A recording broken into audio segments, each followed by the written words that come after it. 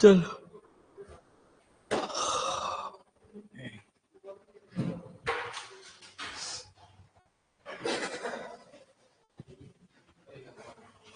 Good morning, जय श्री कृष्णा, राधे राधे, जय हिंद, जय भारत, जय हो आप सब लोगों की, जय हो सरस्वती माता की। कैसे उदास कैसे हो रहे हो उसे सारे? हाँ, कोई मन की बात? हाँ, कोई पीड़ा, कोई गम, कोई दुख? हाँ, किसके? इसके तो कुछ नहीं, ये तो सोच लिया कि सुपरवाइजर बनना है। हाँ,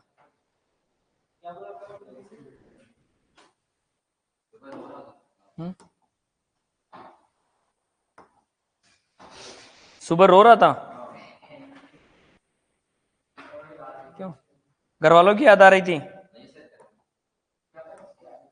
हाँ, अरे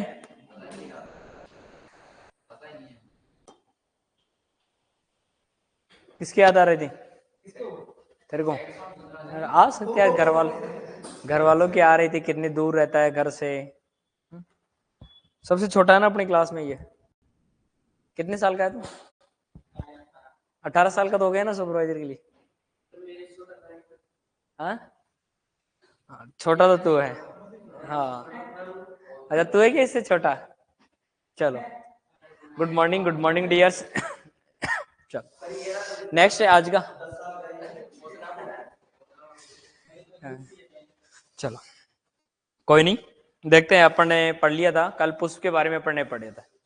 मोनोसियस कौन से पौधे होते हैं, डायोसियस कौन से होते हैं, पुष्प की कंडीशन के आधार पर अपन ने पढ़े थे। अपन ने नोट कर लिया था। एक बार आप मेरे को वापस हल्का हल्का रिवाइज करवाओगे कि आप पढ़ते हो कि नहीं पढ़ते हो जाके? ओके चलो, हर्मोफेराडाइट क्या होते हैं?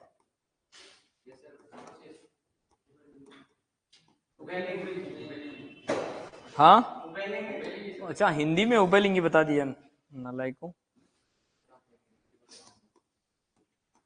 कौन से पुष्प होते हैं, मैं तो ये पूछ रहा हूँ। एक ही पुष्प में, वेरी गुड, यानी नर व मादा दोनों क्या होते हैं? एक ही पुष्प में होते हैं। इनका जो निवास स्थान होता है वो क्या होता है? एक ही होता है। दूसरा बताओ, मोनोसियस बताओ देखिए।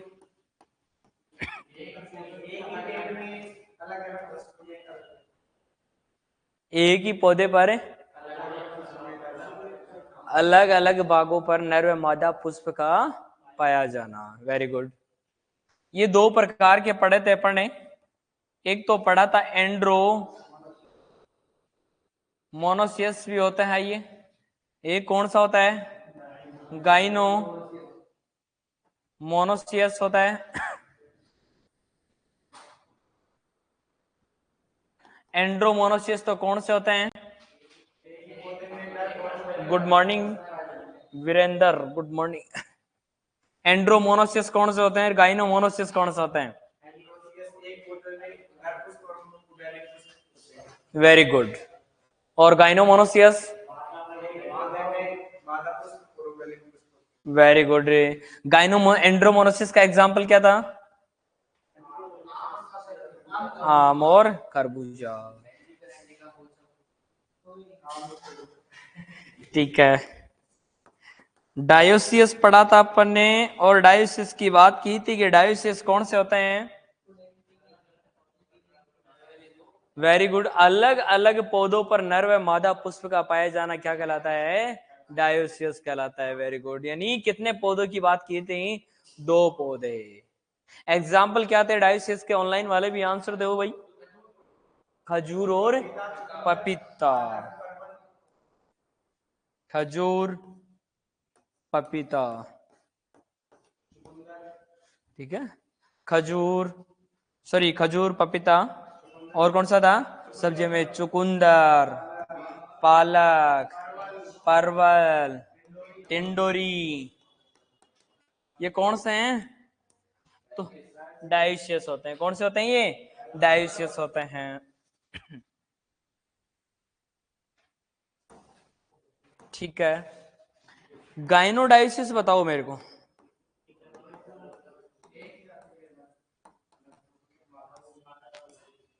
हाँ,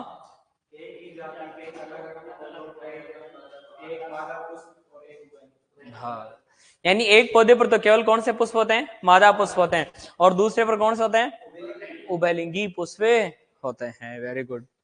एग्जाम्पल इसका? पपीता और अंजीर। पपीता की मैंने गाइनोडाइसिस किसमें भी बताई थी आपको? कौन सी? DMK TSS।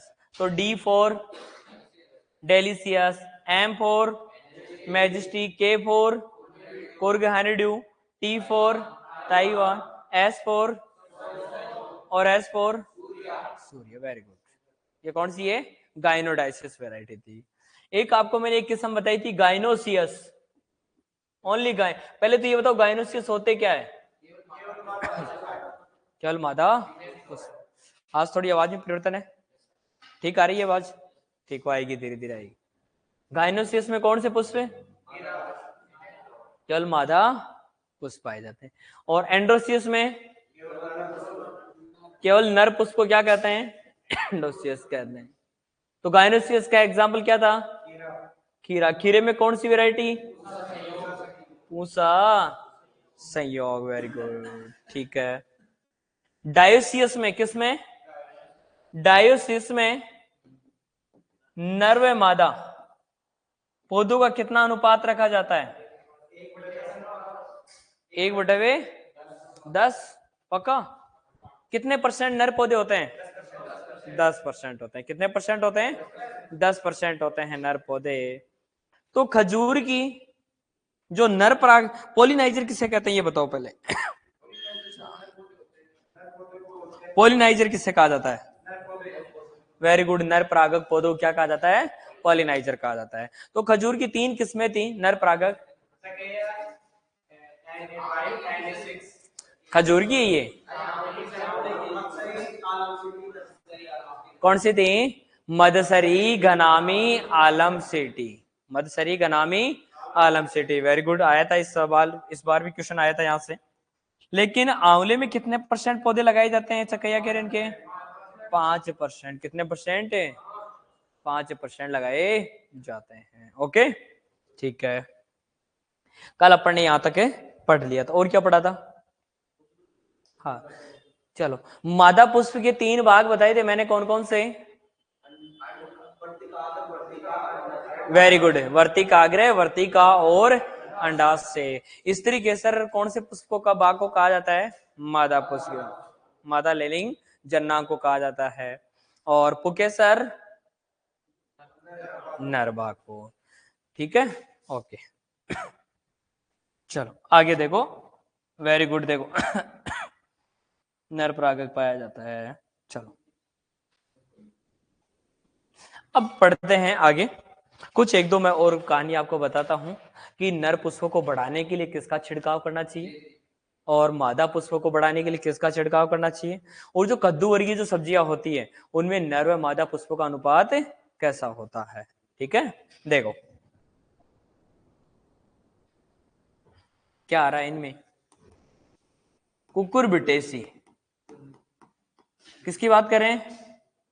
कुकुरबिटेसी बोले तो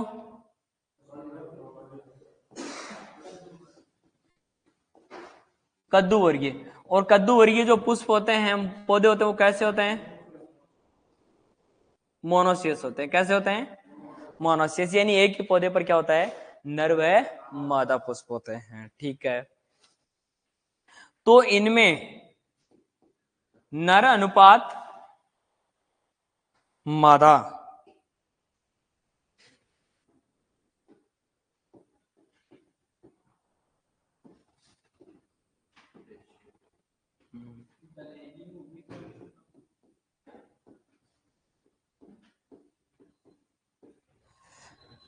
क्या पौधे बोल सकते हैं क्या? नहीं बोल सकते, क्योंकि वो तो एक ही पौधे पर पाए जा रहे हैं, अलग अलग पौधे पर थोड़ी पाए जा रहे हैं। तो जो नर पुष्प होते हैं इनकी जो संख्या होती है वो कितनी होती है, लगभग अपन बात करें तो 15 से 25 अनुपात 1। बहुत इंपॉर्टेंट है ये। कितना? 15 से 25 अनुपात 1, यानी नर पुष्प की संख्या कितनी होती है? 15 से 25, और मादा एक पुष्प होता है। आपको सर ऐसा पहले सबसे पहले क्या आते हैं इसमें? नर पुष्प आते हैं। कौन से पुष्प आते हैं? नर पुष्प आते हैं। नर पुष्प की संख्या हमेशा ज्यादा होती है किसमें? कद्दू वर्गीय। बहुत इंपॉर्टेंट क्वेश्चन है, कंफ्यूज होता है अपने को, लगता है भाई उल्टा है ये। हाँ।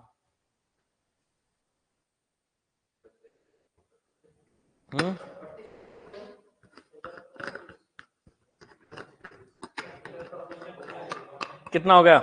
25 75, तो 60-70% हो गए। कितने परसेंट हो गए? 60-70%। देखो कितना अनुपात देंगे तो 100 में से कितने पौधे आ रहे हैं? एक के 25 पौधे आ रहे हैं। 25 पौधों पर एक, यानी आप तो औसतन मान लो 20 पौधे। कितने पौधे? 20, तो 7 पर 90% के आसपास हो गए। ठीक है ना? कितने हो गए? 90। लेकिन अपन क्या करते हैं, इनमें मादा पुष्पों की संख्या बढ़ाने के लिए क्या किया जाता है? छिड़काव किया जाता है। या फिर नर पुष्पों की संख्या बढ़ाने के लिए क्या किया जाता है? छिड़काव किया जाता है। सबसे पहले नर पुष्प आते हैं, लेकिन धीरे धीरे नर पुष्पों की संख्या क्या हो जाती है? कम होने लग जाती है। ठीक है ना? देखो, इसीलिए कई बार क्वेश्चन पूछा जाता है कि कद्दू वर्गीय में नर पुष्पों की संख्या के निर्धारण के लिए किस हार्मोन का छिड़काव किया जाता है। तो आपको देखो, इधर मैं लिख रहा हूं नर पुष्प, और इधर लिख रहा हूं मादा पुष्प। नर पुष्प की संख्या कब ग्रोथ बढ़ती है और मादा पुष्प की संख्या कब बढ़ती है? क्वेश्चन आता है यहां से। सबसे पहले आपको ध्यान में रखना है कि तापमान बढ़ने पर, क्या बढ़ने पर? तापमान बढ़ने पर कौन से पुष्प की संख्या बढ़ती है? नर पुष्प की संख्या बढ़ती है। और तापमान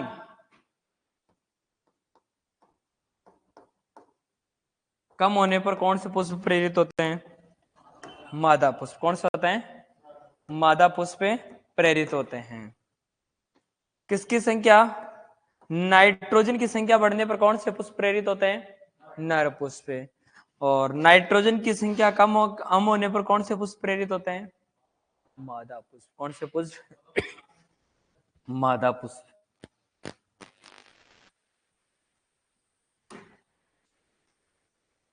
यहां पर बात करें एलडीपी, एलडीपी कंडीशन में कौन से पुष्प प्रेरित होते हैं? नर पुष्प। और एसडीपी,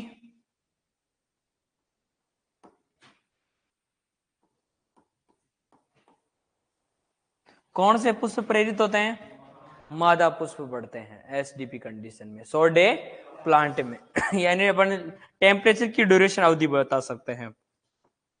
हार्मोन इंपॉर्टेंट है, यहां से क्वेश्चन आए हुए हैं पहले भी एग्जाम में कि कौन से हार्मोन का छिड़काव करने पर नर पुष्पों की संख्या बढ़ती है और कौन से हार्मोन का छिड़काव करने पर मादा पुष्पों की संख्या बढ़ती है। कैसे याद करना है इसको? कोई भी अपने घर में लेडीज होती है तो अपने पति को क्या बोलती है? अजी सुनो। अजी बोलती है। हाँ, गोलिया का पापार, सोनू का पापार। ठीक है, तो वो क्या बोलती है? अजी। बोलती है नहीं बोलती है? अजी सुनो को ना के बोलती है नहीं बोलती है? फोन भी करती है, अजी थे आया गुना नहीं तो टाइम हो बोलती है, उसको चिंता होने लग जाती है, शाम का टाइम हो गया, कहाँ अटक गए ऑफिस से। हाँ, जी लगाती है। किसके लगा रही है वो? अपने पति। और पति क्या होता है? नर होता है। ठीक है, क्या होता है? नर होता है। क्या लगा रही है? अजी। क्या बोल रही है? अजी सुनो को ना के बोल सकते नहीं बोल सकते? ठीक है, इसका ही मैं वापस उल्टा कर देता हूं। जी ये और एजी, AgNO3, और ये क्या होता है? Ga3। ये बहुत इंपॉर्टेंट है, बड़ा कंफ्यूज रहता है अपने को यार।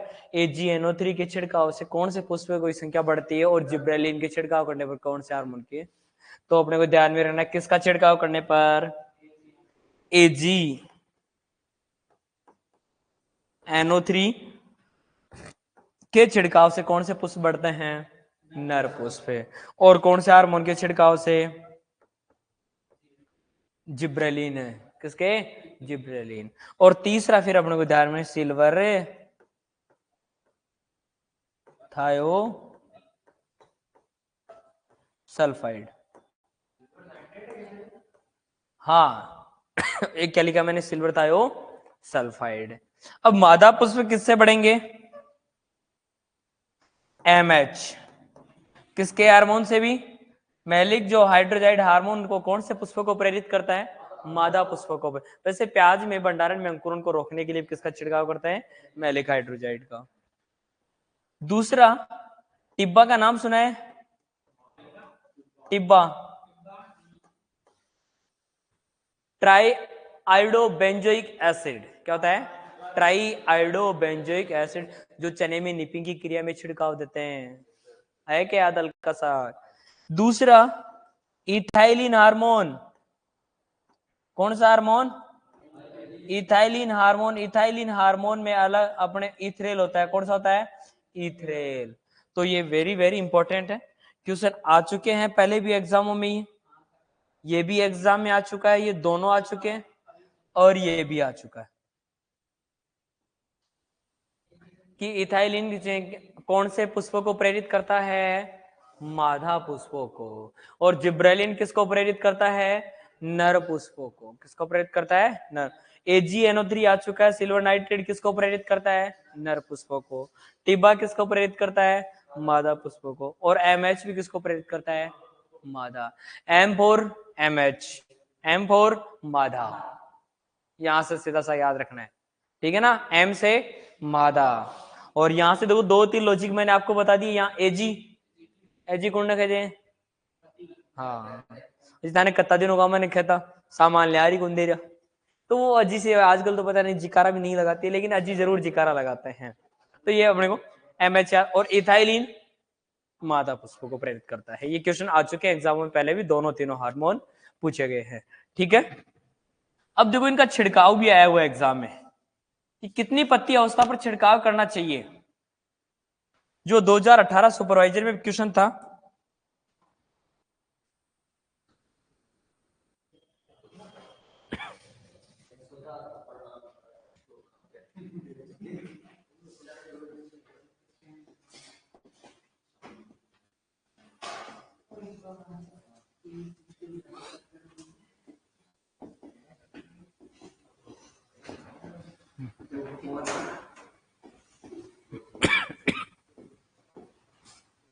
कितनी अवस्था पर, सुपरवाइजर 2018 में क्वेश्चन पूछा था कि किस में, कि खीरे में नर पुष्प की संख्या को बढ़ाने के लिए जिब्रेलिन हार्मोन का छिड़काव कितनी पत्ती अवस्था पर किया जाता है, ठीक है। तो ये एक बार नोट करो।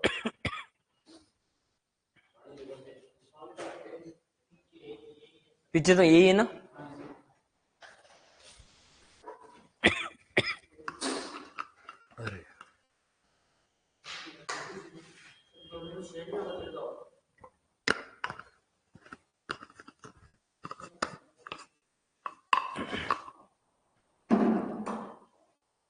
फिर अपन नेक्स्ट एक छोटा सा टॉपिक पढ़ेंगे।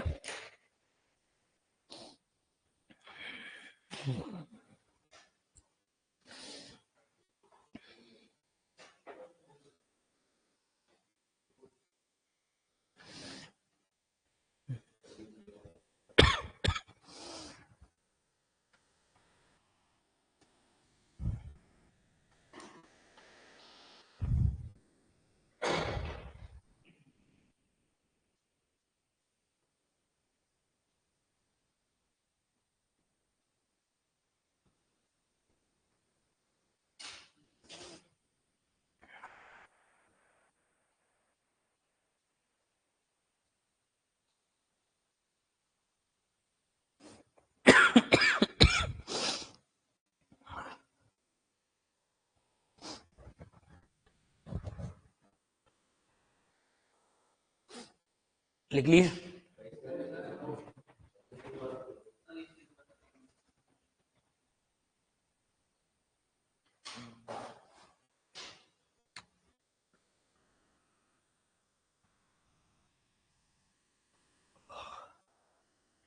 कद्दू वर्गीय में नर व मादा पुष्पों का अनुपात बता दोगे ना?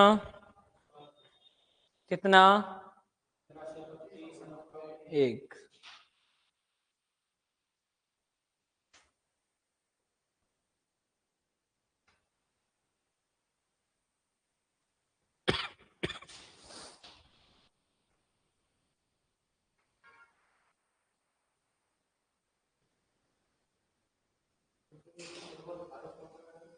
हाँ, ये सिल्वर थायोसल्फाइड।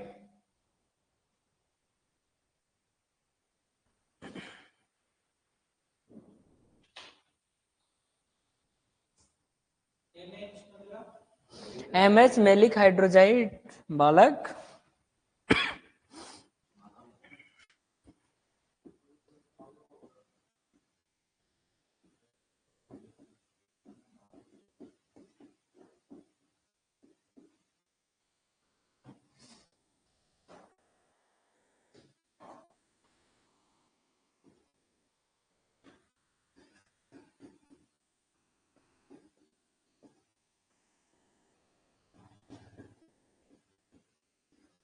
Try iodobenzoic acid.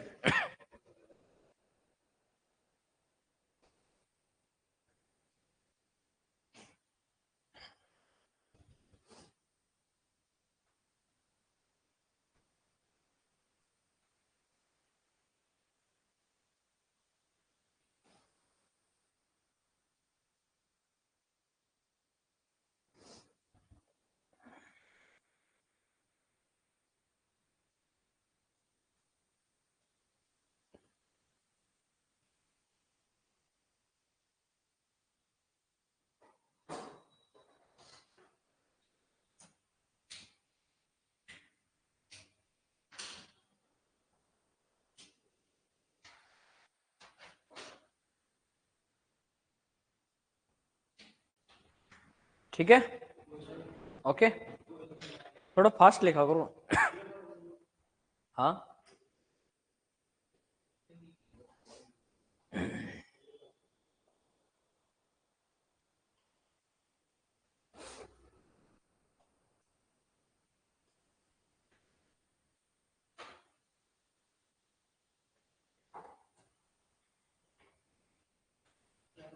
ठीक है।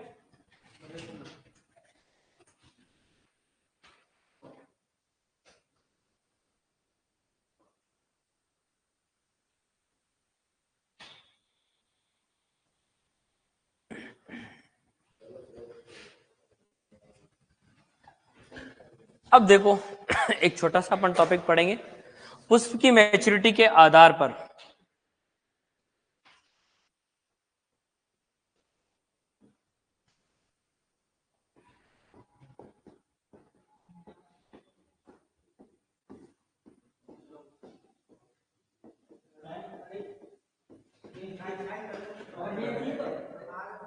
देखो क्या हुआ, अरे रहने दो, अरे इस समय बीमार हो जाओगे, ध्यान रखना ये। हाँ, मजाक नहीं कर रहा हूं, बिल्कुल स्लो। हाँ, बस ठीक है। देखो पुष्प की पुष्प की परिपक्वता के आधार पर दो प्रकार के होते हैं, बाद में नोट करना, देखो समझना इसको। एक तो होता है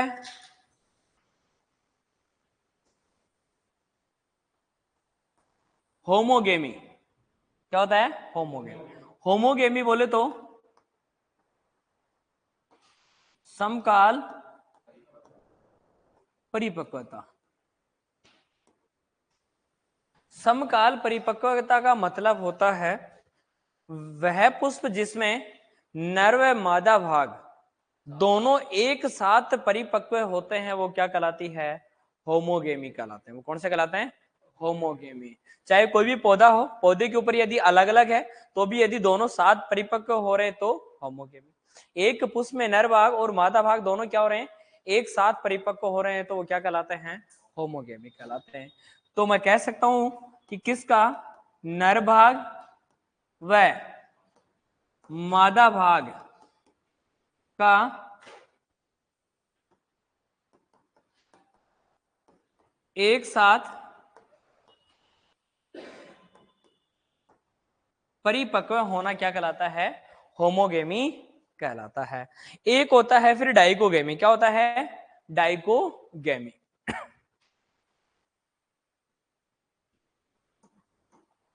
उदाहरण होमोगेमी के, आलू बुखारा, खुबानी, फालसा, क्या, फालसा, नाशपाती, नींबू वर्गीय,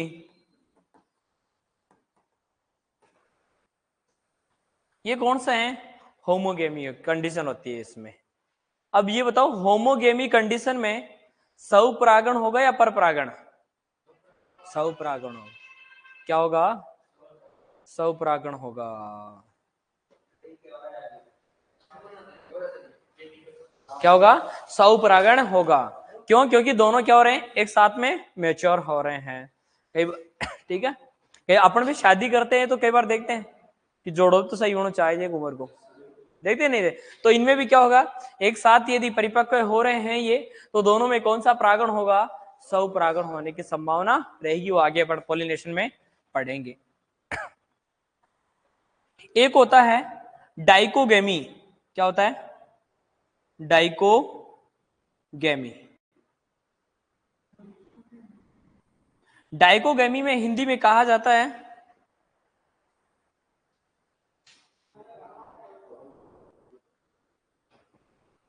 भिन्न काल परिपक्वता, क्या कहा जाता है, भिन्न काल परि, वे पुष्प जिनमें नर व मादा भाग दोनों क्या होते हैं, अलग अलग समय में क्या होते हैं, परिपक्व हो रहे हैं। एक 15 दिन पहले परिपक्व हो रहा है, एक 20 दिन बाद में या 25 दिन बाद में, जब भी बाद में परिपक्व हो रहा है, तो दोनों में क्या फर्टिलाइजेशन होगा, क्या नहीं होगा।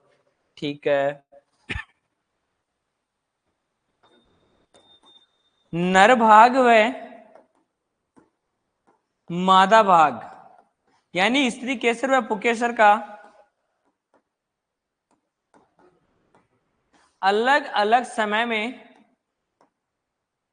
क्या होना,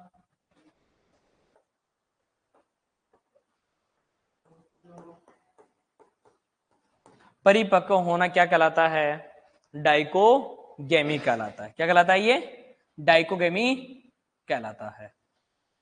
दूसरा, अब ये दो प्रकार के होते हैं, कितने प्रकार के होते हैं ये, दो प्रकार के होते हैं। क्यों, हो सकता है किसी में मादा भाग पहले परिपक्व हो रहा हो सकता है किसी में नर भाग पहले परिपक्व हो रहा हो, और इसीलिए एग्जाम में क्वेश्चन पूछा जाता है निम्न में से प्रोटोएंड्री का एग्जाम्पल है, निम्न में से प्रोटोगाइनी का एग्जाम्पल है। ये दो तो याद रहेंगे। ठीक है, तो ये कितने प्रकार के होते हैं,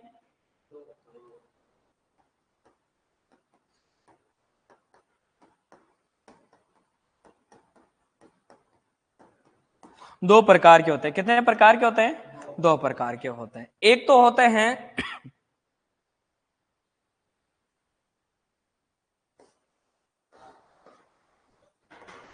वही शब्द आ गया एंड्री, और एंड्री आते आपको पता चल गया क्या आएगा, एंड्री आ गया तो क्या आ गया, एंड्री में क्या आएगा, नर है। मादा बहुत तेरे को, तो क्या है, नर है। और प्रोटोगाइनी आ गया तो मादा। अपने को नेक्स्ट पेज में ही जाना पड़ेगा क्योंकि नीचे तो जगह नहीं रहेगी। हाँ, नहीं, छोटा ज्यादा हो जाएगा फिर। ठीक है, तो नेक्स्ट पेज में ही चलते हैं अपन। तो ये दो प्रकार के होते हैं, कितने प्रकार के, ये दो प्रकार के होते हैं। एक तो होते हैं प्रोटो एंड्री, कौन से होते हैं,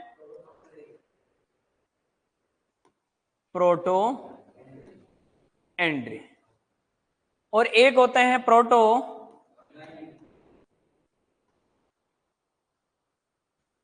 गायनी। हिंदी में तो इन्हें कहा जाता है पुपुरवर्ता, पुपुरवर्ता, पुपुरवर्ता, हाँ ठीक है। इसे कहा जाता है स्त्री पुपुरवर्ता, ठीक है ना। हिंदी में थोड़ा देर स्त्री पुपुरवर्ता या पुपुरवर्ता, दोनों की बात करें।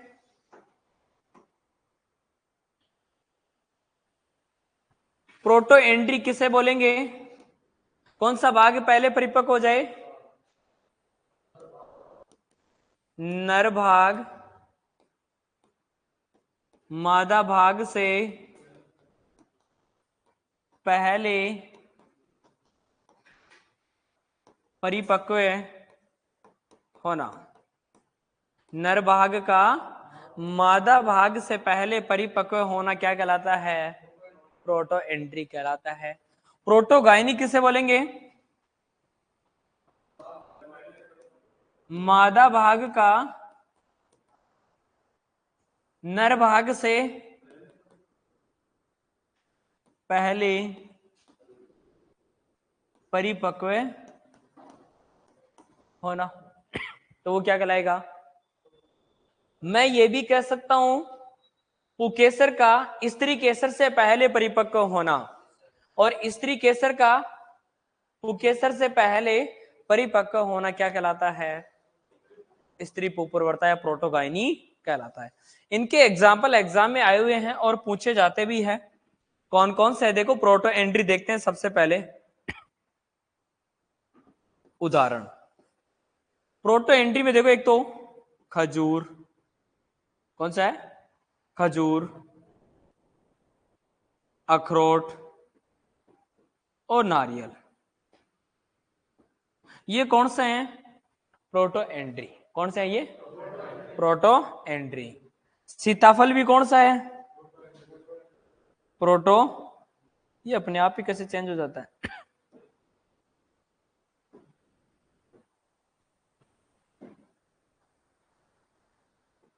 प्रोटो एंट्री है।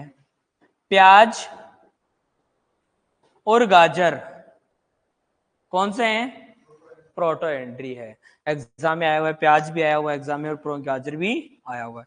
इसके अलावा मक्का, गन्ना, कपास, ये कौन सा है? Proto entry. मक्का में आपने पढ़ा होगा, एक लाइन पढ़ी है कि मक्का में सिंचाई की जो क्रांतिक अवस्था होती है वो पहली नर मंजरी होती है। आता है नहीं आता है? मक्का की पहली सिंचाई की क्रांतिक अवस्था कौन सी? नर मंजरी। इसके बाद में कौन सी आती है? मादा।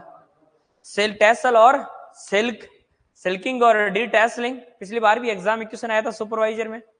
इसका मतलब नर मंजरी पहले क्रांतिक अवस्था आ रही है, तो इसका मतलब पहले कौन सा पुष्प भाग परिपक्व हो रहा है उसमें? नर भाग। कौन सा? नर पुष्प है। तो उससे याद रखना अपने को क्या आएगा? मक्का कौन सा होता है? Proto entry. बहुत इंपॉर्टेंट है, ये पूछे जाता है, ये क्रॉप में सबसे ज्यादा ये पूछा जाता है, प्रोटो एंट्री।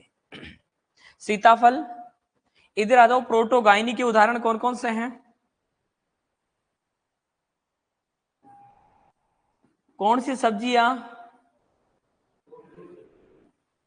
गोभी वर्गीय सब्जियां कौन सी होती है? प्रोटोगाइनी होती है।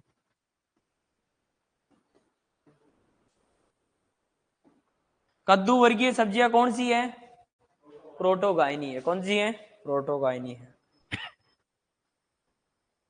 केला कौन सा है?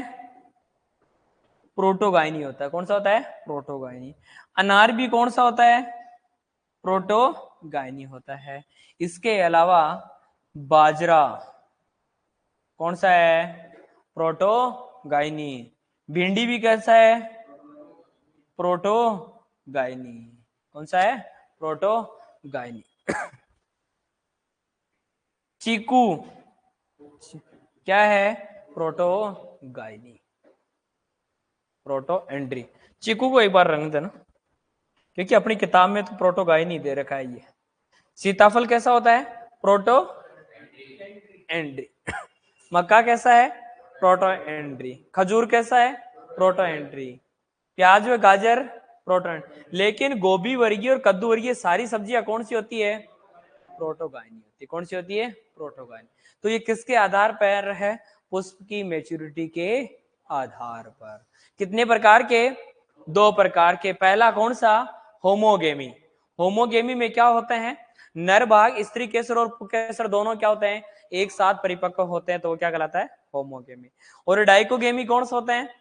स्त्री केसर और पुंकेसर का अलग अलग समय में क्या होना? परिपक्व होना। डाइकोगेमी। और डाइकोगेमी कितने प्रकार के? दो प्रकार के।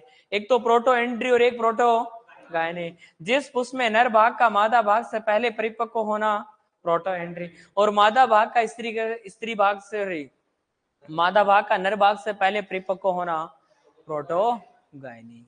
बात आगे क्या समझ में? ये अपना एक छोटा सा और टॉपिक था, इसको नोट करो। फिर अपन पढ़ेंगे पॉलिनेशन।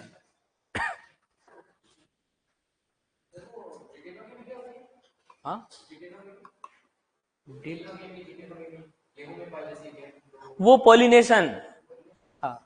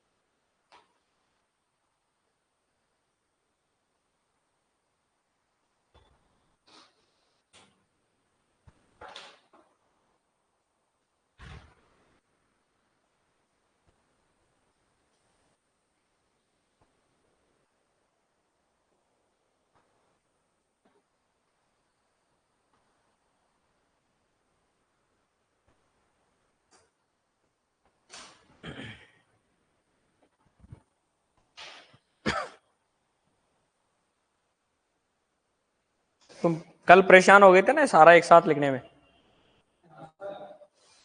कल एक साथ लिखवाया दिया। हाँ, क्यों? आज तो पहले छोटे छोटे टॉपिक। हाँ, आज एक साथ नहीं लिखवा रहा ना, तो पूरी राम कहानी हो जाती है आपके लिए।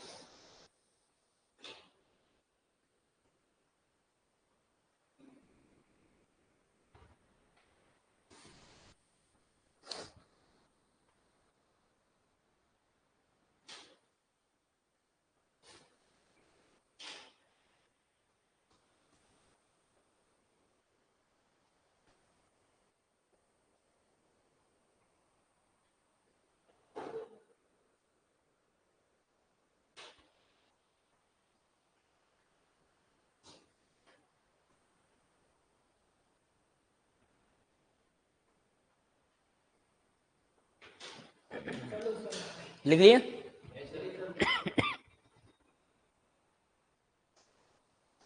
तूने लिख लिया? मैं बहुत जल्दी लिख रहा था।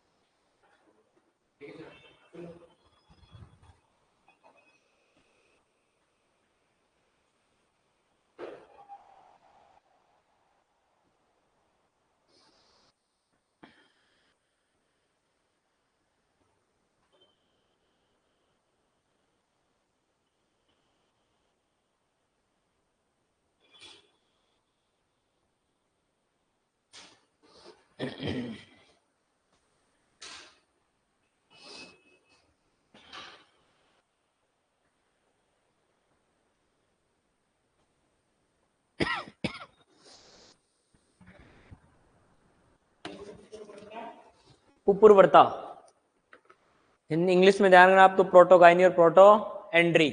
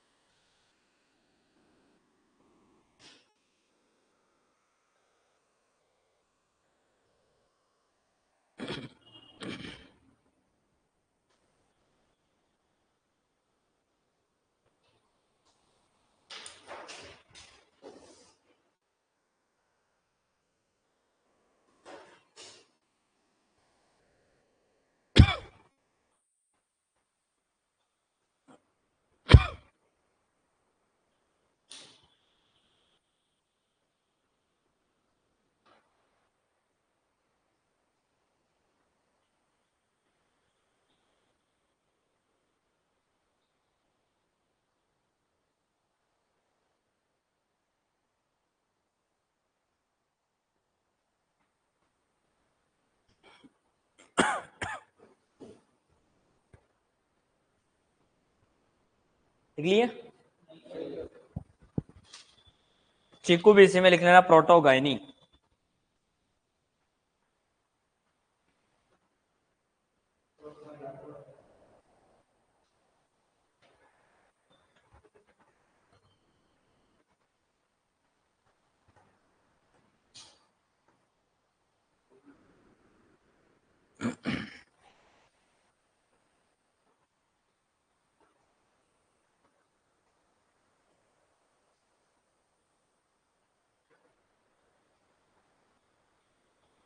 इसको अपन चिक्कू को और कंफर्म करेंगे ना, ध्यान रखना थोड़ा सा, क्योंकि अपने ये किताब में अलग। हाँ हाँ, सपोटा, अकेरस सपोटा, हाँ, या मलिनकारा सपोटा, मलिनकारा अकेरस, ये भी नाम होता है इसका।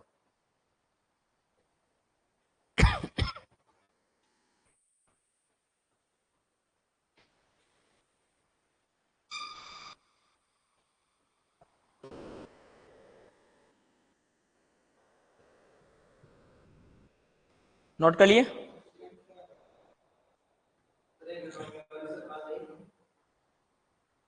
पता नहीं,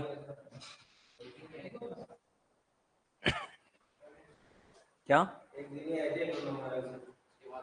कोई बात नहीं, अपन आ रहे हैं ना, ठीक है।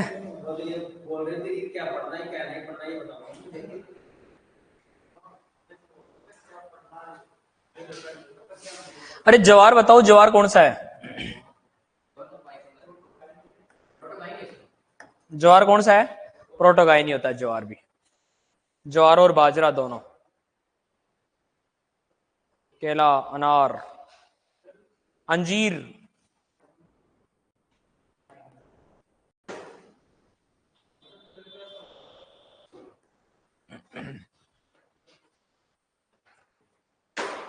ठीक है।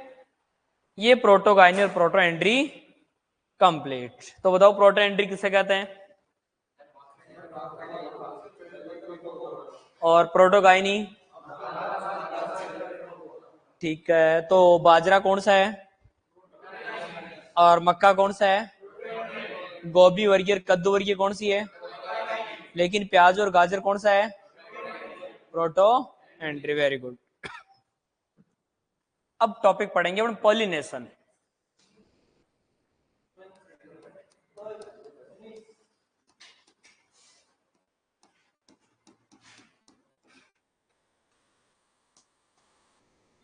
बहुत अच्छा टॉपिक है।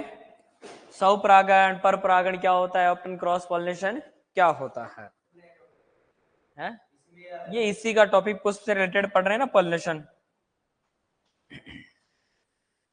देखो पॉलिनेशन क्या होता है, जो कल डाउट था क्वेश्चन में कि सर नर पुष्प दूसरी जगह है, इतनी दूर है, मादा पुष्प यहाँ है, तो दोनों के बीच में फर्टिलाइजेशन कैसे होगा?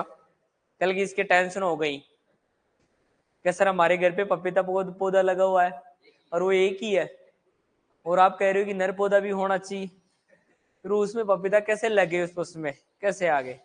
ठीक है, लेकिन आजकल जो वेराइटी है वो कौन सी है? प्रोटो सॉरी अपन बोले तो गाइनोडाइसियस है। कौन सी है?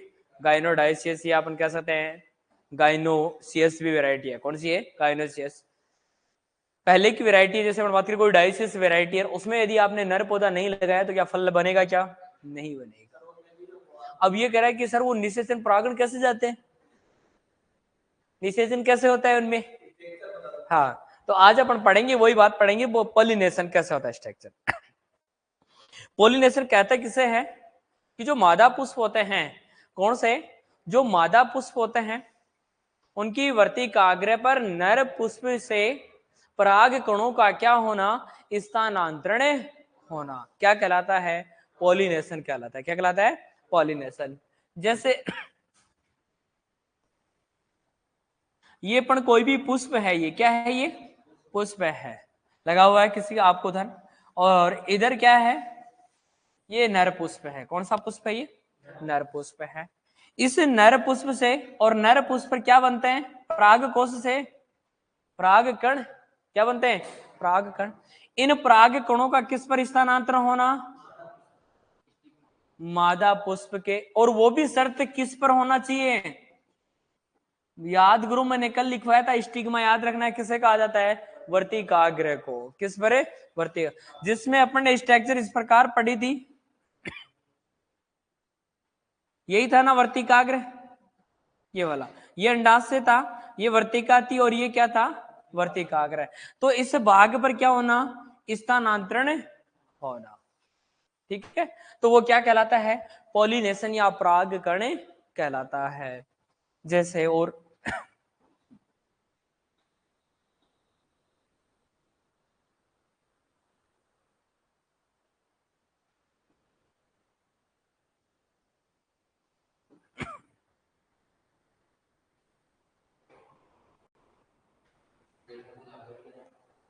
क्या?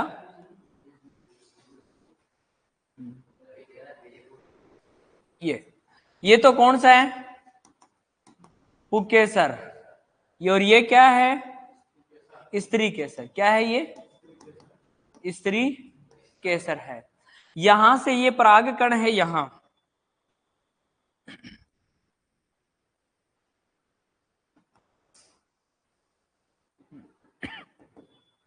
इन पराग कणों का किस पर स्थानांतरण होना?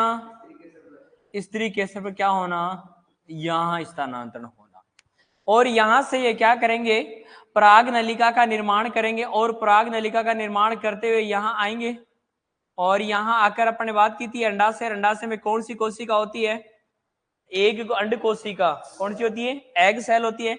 और ये पराग नलिका का निर्माण करते हुए इसमें आएंगे, और यहां आकर इस कोशिका को क्या कर देंगे? निषेचित कर देंगे। अब सर यहां से स्थानांतरित किसके द्वारा होंगे? परागण जाएंगे ना, यहां से कैसे जा रहे हैं? और उनके लिए क्या होती है? कोई ना कोई माध्यम होता है, कोई ना कोई साधन होता है, कोई ना कोई गाड़ी होती है, कोई ना कोई फ्लाइट होती है। मौका देखा चौका छक्का, यहां से मैच्योर होंगे और मौका देखते स्थानांतरित हो जाएंगे। लेकिन उनको क्या चाहिए? कोई ना कोई माध्यम तो चाहिए स्थानांतरित होने के लिए। हाँ, अब वो देखते हैं, कई बार अपन देखते हैं पुष्प के ऊपर कीड़े मकोड़े बैठ जाते हैं, तो उनकी टांग के लूम जाते हैं ये परागकण। हाँ, इनके टांगों के लूम जाते हैं। जैसे वो दूसरे कोई भी पुष्प पर कोई दूसरे घर में जाके बैठते हैं, और उसके जो मादा पुष्प का जो वर्तिकाग्र होते हैं उस पर क्या हो जाते हैं? वापस बैठ जाते हैं वहां। और यहाँ से ये क्या करते हैं? फिर पराग नलिका का निर्माण करते इस रास्ते से होते हुए आएंगे, और यहाँ अंड कोशिका क्या कर देंगे? निषेचित कर देंगे। ठीक है, थोड़ा सा याद आ रहा हो तो आपको, आपने पढ़ा होगा 7 कोशिका और 8 केंद्रक। हल्का सा याद आया तो आपने बायो में पढ़ा होगा इसके बारे में। अंड कोशिका में है क्या याद? अलग अलग कोशिकाएं होती है, 7 कोशिकाएं होती है और 8 केंद्रक होता है, जिनमें एक अपनी कोशिका कौन सी होती है? एग कोशिका, अंड कोशिका कहा जाता है, जिसे एग सेल। और इसी को क्या करते हैं? पराग कण निषेचित करते हैं। तो ये सारी प्रोसेस जो होती है वो क्या कहलाती है? पराग कण कहलाती है। क्या कहलाती है? पराग कण कहलाती है। देखो, तो अपन परिभाषा क्या लिखेंगे? क्या हुआ?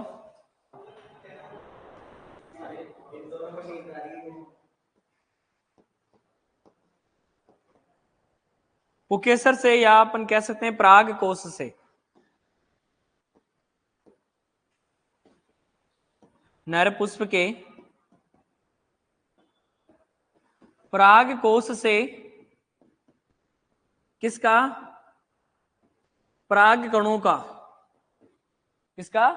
पराग कणों का स्त्री केसर। किसके? स्त्री केसर के कौन से भाग पर? वर्तिकाग्र पर क्या होना? स्थानांतरण होना। क्या कहलाता है? परागकण, सॉरी परागण। क्या कहलाता है? परागण। ध्यान रखना, पोलिनेशन परागण और एक होता है परागकण। तो यहां लिखा मैंने नर पुष्प के पराग कोश से किसका? पराग कणों का। किस पर स्थानांतरित होना? स्त्री केसर के कौन से भाग पर? वर्तिकाग्र पर स्थानांतरण होना क्या कहलाता है? परागण कहलाता है। लेकिन ये स्थानांतरित किस के द्वारा होते हैं? कोई ना कोई वाहक होता है, कोई ना कोई माध्यम होता है, जिन्हें कहा जाता है पोलिनेटर। क्या कहा जाता है? तो पोलिनेटर किससे कहते हैं? जिस माध्यम के द्वारा, जिस वाहक के द्वारा पराग कणों का क्या हो रहा है? स्थानांतरण हो रहा है, उसे क्या कहा जाता है? पोलिनेटर या वाहक कह सकते हैं अपन। तो जिस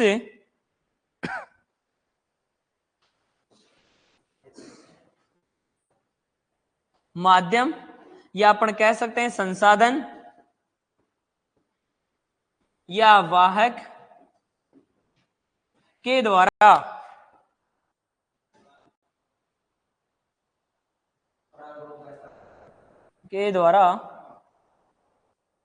पराग कणों का स्थानांतरण होता है, तो वो क्या कहलाते हैं? पॉलिनेटर कहलाते हैं। अब हो सकता है वो वायु हो सकती है, जल हो सकता है, कोई भी इंसेक्ट हो सकता है, कोई भी मधुमक्खी हो सकती है, हो सकता है मनुष्य के द्वारा भी। किसके द्वारा? मनुष्य के द्वारा भी। अपन क्या करते हैं? इन पराग कणों का मादा पुष्प के वर्तिकाग्र पर क्या करते हैं? स्थानांतरित करते हैं। अब वो अलग अलग कंडीशन हो सकती है, जैसे यहाँ पे क्या नहीं हो? मादा ये भाग इस तरीके से हो ही नहीं हो इस पुष्प में। ओनली कौन से पुष्प हो? नर पुष्प ही हो। तो यहाँ पे स्थानांतरित होंगे कि यहाँ नहीं होंगे? वो उस पौधे के दूसरी शाखाओं पर कोई पुष्प लगा हुआ है और वो मादा पुष्प है, उस पर स्थानांतरित होंगे। हो सकता है पड़ोस में दूसरा पौधा हो, उस पर स्थानांतरित होंगे। हो सकता है दोनों एक ही पुष्प में हो, तो उनको कहीं जाने की जरूरत ही नहीं है, कोई माध्यम की जरूरत ही नहीं है, तो वो क्या होंगे? एक में क्या हो जाएंगे? यहीं पे निषेचित हो जाएंगे। तो अलग अलग हो गया इसके आधार पर। सर पोलिनेटर कौन कौन से हो सकते हैं?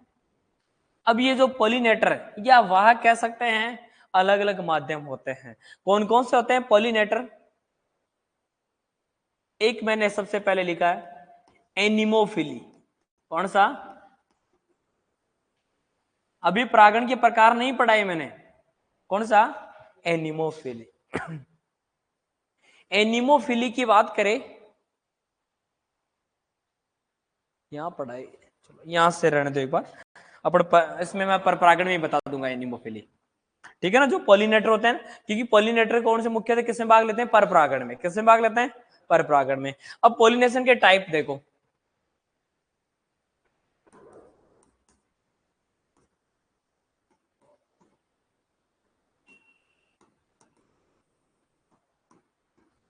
यानी परागण के प्रकार। परागण का पहला जो प्रकार होता है, एक है सेल्फ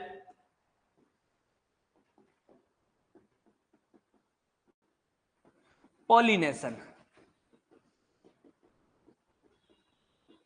स्वपरागण। कौन सा परागण? स्वपरागण। सेल्फ यानी स्व, एक ही पुष्प में नर और मादा पुष्प, कौन से? एक ही पुष्प में नर व मादा भाग दोनों पाए जा रहे हैं, और वहां पे ये जो परागण हो रहा है वो कौन सा परागण कहलाता है? सेल्फ पॉलिनेशन कहलाता है। जैसे अभी इस डायग्राम में बताया आपको मैंने, ये कौन सा पॉलिनेशन है? सेल्फ पॉलिनेशन है। क्या है ये? सेल्फ पॉलिनेशन है। तो वो कौन सा परागण कहलाता है? स्वपरागण कहलाता है। कौन सा कहलाता है? स्वपरागण कहलाता है। तो अपन लिखेंगे एक ही पुष्प में पराग कणों का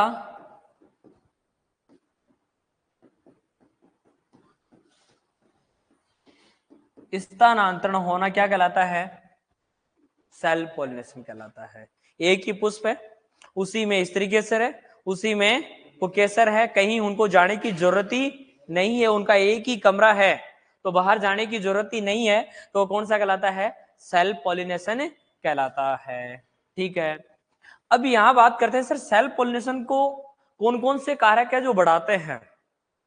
उस कंडीशन में सेल्फ पॉलिनेशन होने की संभावना सबसे ज्यादा रहती है। उदाहरण ये पढ़ेंगे, कौन कौन सी कंडीशन है देखो।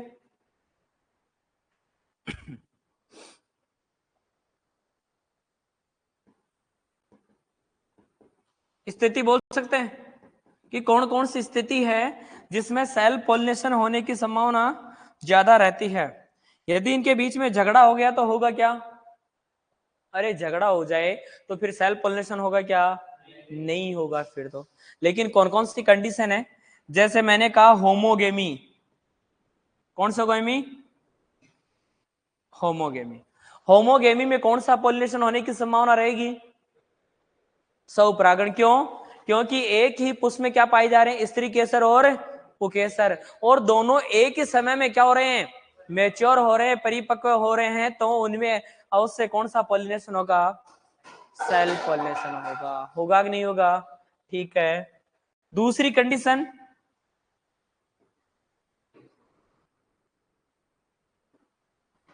चैस्मोगेमी। बहुत इंपॉर्टेंट है, एग्जाम्पल पूछा जाता है। कौन सा? चैस्मोगेमी। चैस्मोगेमी क्या होते हैं? वे पुष्प जिनमें नर और मादा, या अपन कह सकता हूं मैं स्त्री केसर और पुकेसर दोनों एक ही पुष्प में पाए जा रहे हैं, लेकिन जब तक उनके बीच में फर्टिलाइजेशन, परागण की क्रिया नहीं होती है, तब तक वो ओपन नहीं होते हैं। दूसरा अटैक ही नहीं कर सकता परागण, चाहे कितना ही कुछ हो। क्यों? क्योंकि वो अपने पुष्प का जो भाग होता है, वो जो पुष्प होता है कब ओपन होता है? जब उनमें निषेचन हो जाएगा, उसके बाद में उसका दरवाजा खुलेगा, तब तक दरवाजा खुलेगा ही नहीं। तो वो पुष्प कौन से कहलाते हैं? चैस्मोगेमी कहलाते हैं। कौन से कहलाते हैं वो? चैस्मो। तो चैस्मोगेमी फूलों में कौन सा परागण होगा? हमेशा सेल्फ पॉलिनेशन होगा। क्यों? क्योंकि वो तो निषेचन होने के बाद में, परागण होने की क्रिया होने के बाद में क्या हो रहे हैं? ओपन हो रहे हैं। ठीक है, तीसरी कंडीशन, क्लिस्टियोगेमी। कौन सा? क्लिस्टियोगेमी। कौन सा गेमी? क्लिस्टियोगेमी। जिसे कहा जाता है अनुन्मीलियता। हिंदी में क्या कहा जाता है इसे?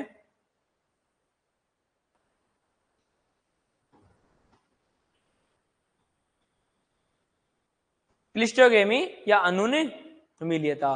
दोनों के एग्जाम्पल आए हुए हैं एग्जाम में। इसका भी एग्जाम्पल क्वेश्चन आया हुआ एग्जाम में, और ये तो बहुत बार आया हुआ है, अपने लिए वेरी वेरी इंपॉर्टेंट है हॉर्टिकल्चर की दृष्टि से। बताऊंगा, जो चैस्मोगेमी होता है वो टमाटर में होता है। टमाटर के पुष्प हमेशा कब खुलते हैं? निषेचन के बाद में ओपन होता है। तो इसका मतलब सर टमाटर में कौन सा परागण होता है? सेल्फ पॉलिनेशन होता है। क्लिस्टियोगेमी का जो उदाहरण है वो है अंगूर। क्या है? अंगूर। सर होता क्या है क्लिस्टियोगेमी? ये भाई साहब परागण होने के बाद में भी इनका पुष्प हमेशा क्या रहता है? बंद रहता है, ओपन नहीं होता है। ये तो हमेशा क्या रहता है? बंद ही रहता है। उस पुष्प से क्या बनेगा? फल बन जाएगा। उस गुण को क्या कहा जाता है? क्लिस्टोगेमी कहा जाता है। कौन सा कहा जाता है? क्लिस्टोगेमी। तो इसमें क्या होता है, परागण के बाद में भी पुष्प क्या रहता है? बंद ही रहता है, तो उसे क्या कहा जाता है? क्लिस्टोगेमी।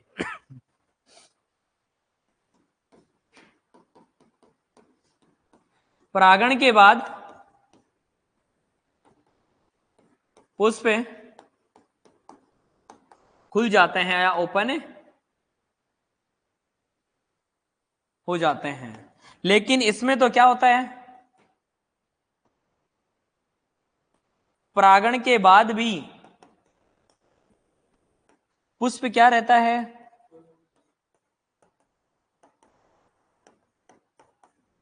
बंद रहता है। और इसका उदाहरण है अंगूर। कौन सा है?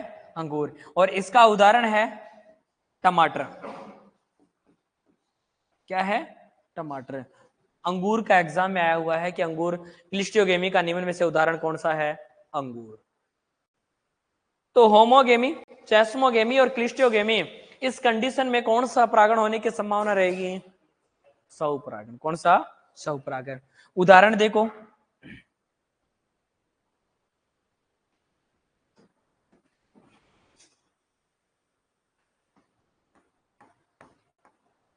मोस्टली फलों में कौन सा परागण होता है?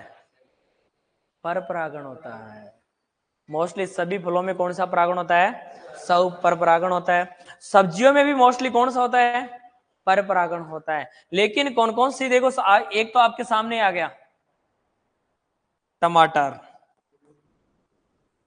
सब्जियों की बात करें, टमाटर, मटर, टमाटर, मटर, और मैं से मेथी, टमाटर, मटर, मेथी और आलू। इनमें कौन सा परागण होता है? स्वपरागण होता है। इनमें कौन सा परागण होता है? स्वपरागण होता है। इतनी बात समझ में आ गई क्या? फलों की बात करें तो फल कौन सा? अंगूर। कौन सा है? अंगूर, जो मैंने यहीं पे नोट करवा दिया है। अंगूर में कौन सा परागण होगा? स्वपरागण। कौन सा होगा? स्वपरागण। स्वपरागण के बारे में बात समझ में आ गई क्या? स्वपरागण को एक शब्द और दिया जाता है, ऑटोगेमी। कभी के टेस्ट में मैं यही लिखूंगा।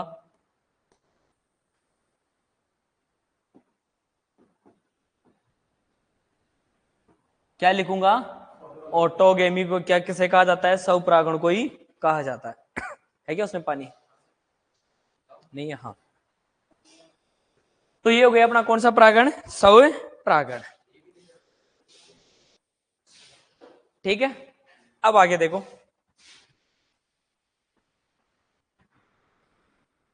एक प्रकार और होता है जो भी, चलो मैं वैसे कोई विशेष नहीं था एग्रीकल्चर के लिए, लेकिन इसने जीटोनोगेमी नाम लिया है। नहीं, मोस्टली सभी में क्या होता है? पर परागण होता है। एक होता है जीटेनोगेमी। कौन सा गेमी?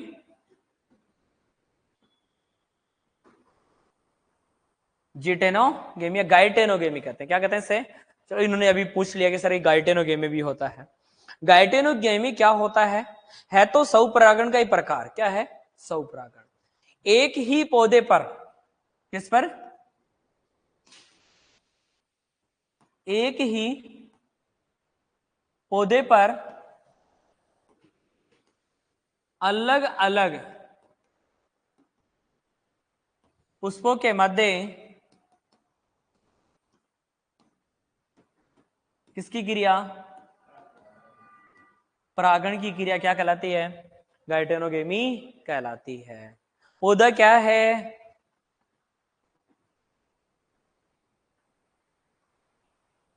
ये कोई पौधा है, इधर एक ये पुष्प लगा हुआ है और एक पुष्प ये लगा हुआ है, और यहां से क्या होना? पराग कणों का इस पुष्प पर क्या होना? स्थानांतरण होना। तो वो क्या कहलाता है? गाइटेनोगेमी कहलाता है स्वपरागण का प्रकार ही, लेकिन ये क्रियात्मक रूप से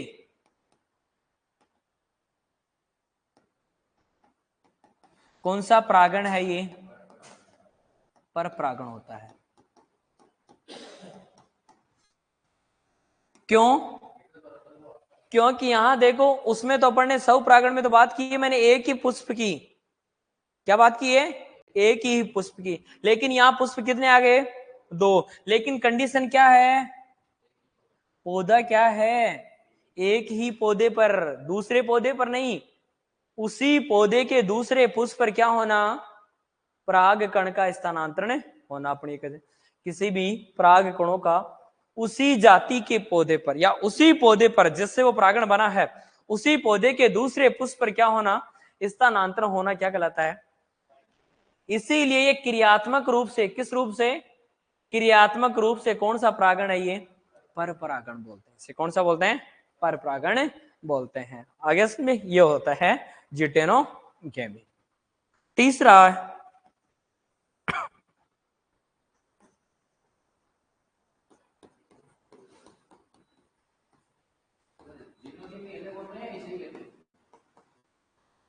इसे ही कहते हैं, ठीक है।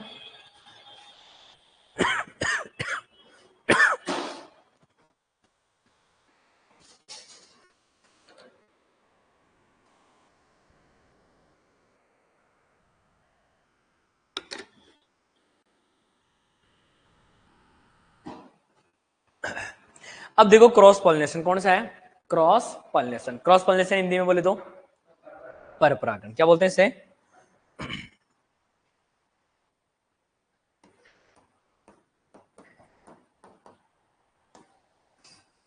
इसे एलोगेमी भी कहा जाता है।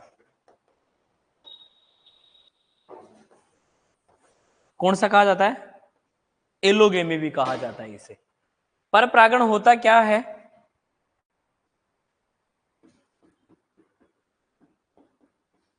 पराग कणों का एक पौधे से दूसरे पौधे के पुष्प पर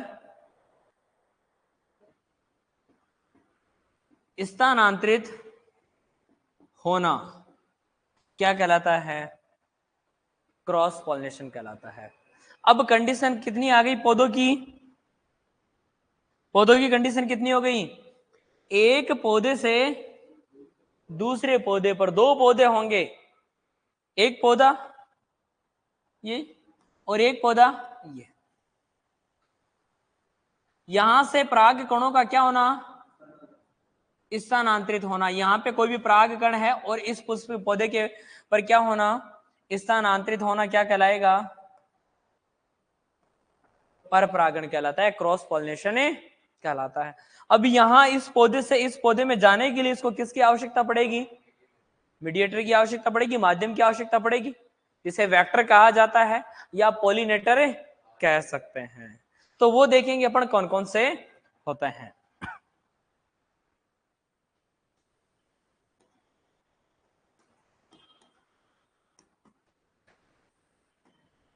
क्रॉस पॉलिनेशन में किसकी आवश्यकता पड़ती है? माध्यम की आवश्यकता होती है।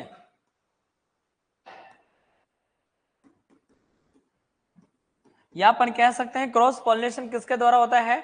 माध्यम के द्वारा होता है या संसाधन के द्वारा होता है। क्योंकि एक पौधे से दूसरे पौधे पर पहुंचेगा वो, तो किसके द्वारा पहुंचेगा? और तो वो निम्न कारक है, ये निम्न वाहकों के द्वारा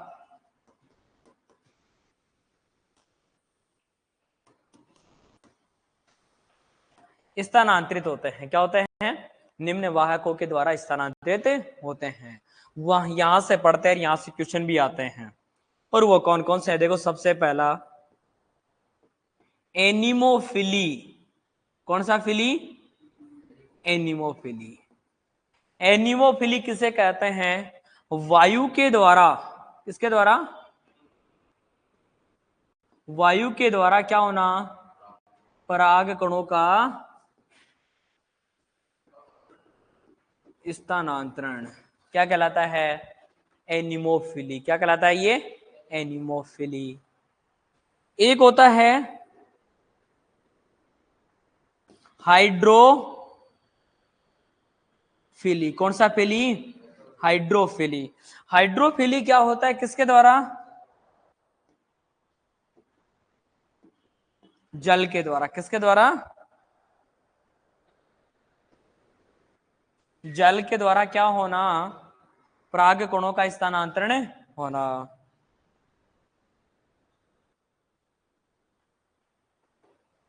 ऑर्निथोफिली किसके द्वारा?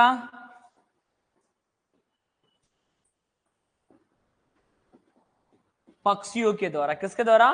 पक्षियों के द्वारा। उदाहरण इसमें इंपॉर्टेंट है, केला, क्या जल के जो जलीय पौधे होते हैं उनमें।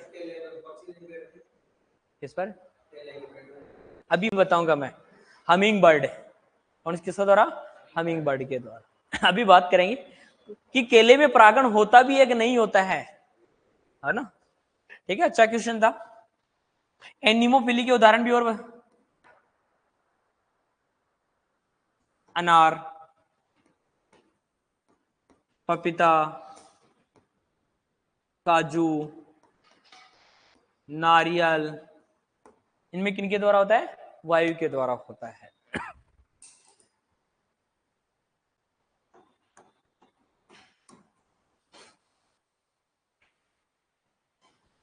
तीन हो गए ना, चौथा देखो, एंटोमोफिली। कौन सा फिली? एंटोमोफिली। और एंटोमोफिली कौन सा होता है?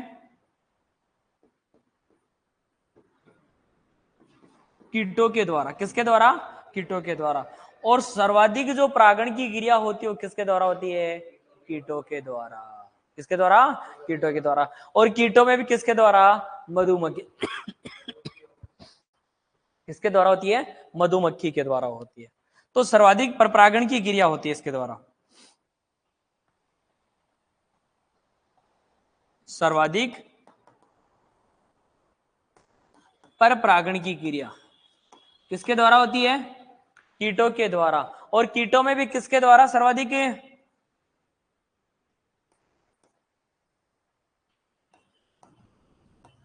एपिस स्पीसीज के द्वारा। किसके द्वारा? एपिस स्पीसीज, जो मैंने कोष्टक में लिख दिया है। Entomophily, ornithophily, hydrophily, anemophily. एक होता है क्रिप्टेरोफिली।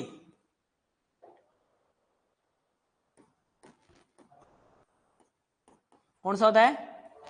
क्रिप्टेरोफिली। और क्रिप्टेरोफिली होता है चमगादड़ के द्वारा। किसके द्वारा? चमगादड़ के द्वारा होता है। और देखो,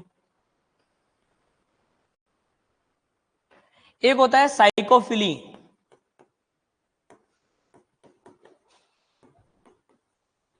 और साइकोफिली कहा जाता है किसके द्वारा? बटरफ्लाई के द्वारा। आती है ना बटरफ्लाई, ठीक है ना, तितली, तो उसके द्वारा क्या होना? परागण की क्रिया होना। लेकिन सबसे इंपॉर्टेंट कौन सा? मुख्यतः किसके द्वारा होता है? एंटोमोफिली। किसके द्वारा? एंटोमोफिली के द्वारा। तो इन माध्यमों के द्वारा क्या होता है? परपरागण की क्रिया होती है। तो एनिमोफिली किसे बोलेंगे? किसके द्वारा? वायु के द्वारा होने वाला परागण क्या होता है? एनिमोफिली। जल के द्वारा होने वाला हाइड्रोफिली। पक्षियों के द्वारा ऑर्निथोफिली। कीटों के द्वारा एंटोमोफिली। चमगादड़ के द्वारा क्रिप्टेरोफिली। और बटरफ्लाई के द्वारा साइकोफिली। हाँ, नेचर हाथों द्वारा तो ह्यूमन बाई ह्यूमन। किसके द्वारा? ह्यूमन के द्वारा। अब देखो किस किस में किस किस के द्वारा होता है, ये एक क्वेश्चन आता है। जैसे आम में किसके द्वारा होता है, कई बार क्वेश्चन आया हुआ है। केले में किसके द्वारा होता है, ये क्वेश्चन आया हुआ है। खजूर में किसके द्वारा होता है, बता रहे हैं, यही हूं ना मैं भी, ठीक है ना। एक एक कोई कंप्लीट टॉपिक हो जाए ना, उसके बाद में आपके दिमाग में क्वेश्चन होने चाहिए। हाँ नहीं, वो आएगा। देखो उदाहरण देखो, चलो इसने पहला पूछ लिया तो मैं पहला ही बता देता हूं, खजूर। ठीक है, वो भी बताते हैं प्रोसेस। देखो खजूर इंपॉर्टेंट है। खजूर में सबसे पहला आप कह सकते हो कृत्रिम परागण। कौन सा परागण? कृत्रिम परागण क्यों बोलेंगे सर? किसके द्वारा होता है? मानव के द्वारा। मानव की जगह कई बार लिखा हुआ रहता है बाई हैंड, हाथों के द्वारा। पहले मैं, क्योंकि मैं बायो से था तो पहले मैं हाथी पढ़ता था इसको। हाँ, बाद में पता चला यार हाथी के द्वारा खजूर में कैसे परागण होगा। सूंड से, और या फिर कोई सा ऑप्शन में नहीं हो तो फिर किसके द्वारा? वायु द्वारा। तो क्वेश्चन आया हुआ है एग्जाम में कि जो कृत्रिम परागण होता है, आर्टिफिशियल परागण, किसमें किया जाता है? खजूर में किया जाता है। किसमें किया जाता है? इमास्कुलेशन पढ़ा हो, सुना हो? अपन क्या करते हैं इसमें, जो खजूर होते हैं, खजूर में जो मादा पुष्प होते हैं, और मादा पुष्प में यदि कोई नर भाग होता है, उसके पराग कणों को क्या कर देते हैं? हटा दिया जाता है। कौन से भाग को? नर भाग को क्या कर दिया जाता है? हटा दिया जाता है। और फिर उन पुष्पों को क्या कर दिया जाता है? ढक दिया जाता है। क्या कर दिया जाता है? ढक दिया जाता है। और जो दूसरे जो नर पुष्प है, वहां से पराग कण किसी रुई के द्वारा या इंप्लीमेंट्स के द्वारा, इंजेक्शन के द्वारा कहां पर डाले जाते हैं? मादा पुष्प की वर्तिकाग्र पर डाले जाते हैं। तो कौन सा परागण कहलाता है? मानव के द्वारा होने वाला परागण। तो इमास्कुलेशन की एक प्रक्रिया होती है कि जो पुष्प से नर भाग को उठाकर क्या कर देना? उनको ढक देना, कि कोई दूसरा पराया नहीं आ जाए, कि मौका देकर चौका मार जाए कि नहीं, तो उससे अपन क्या कर देते हैं? ढक देते हैं उसको। ठीक है, चलो। हाँ ठीक है। नेक्स्ट है आम। आम में जो परागण की क्रिया होती है वो किसके द्वारा होती है? घरेलू मक्खी के द्वारा। किसके द्वारा? घरेलू मक्खी। और घरेलू मक्खी का साइंटिफिक नेम होता है मस्का डोमेस्टिका। क्या होता है? शायद मैंने 4 नाम बताए थे, मस्का डोमेस्टिका, मेलस डोमेस्टिका, गेलस डोमेस्टिका। नहीं बताया? नहीं बताया, चलो बताऊंगा, लास्ट में बताऊंगा। 4 ये शब्द है जो बड़े कंफ्यूज करता है।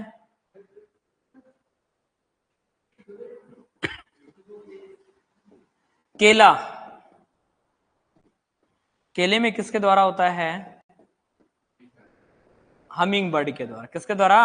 हमिंग बर्ड के द्वारा।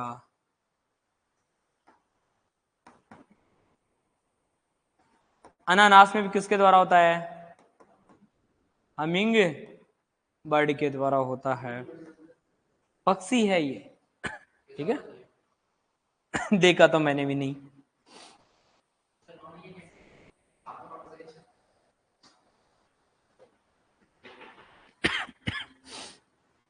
क्या लिख रहा था? केला, अनानास, आम, खजूर। हाँ, बैंगन।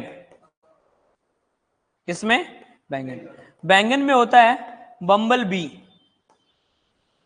एक कीट होता है, किसके द्वारा? बम्बल बी के द्वारा होता है। फिर देखो अंजीर, अंजीर में किसके द्वारा?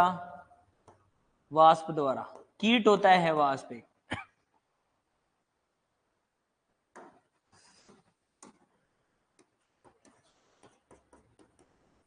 गोभी वर्गीय व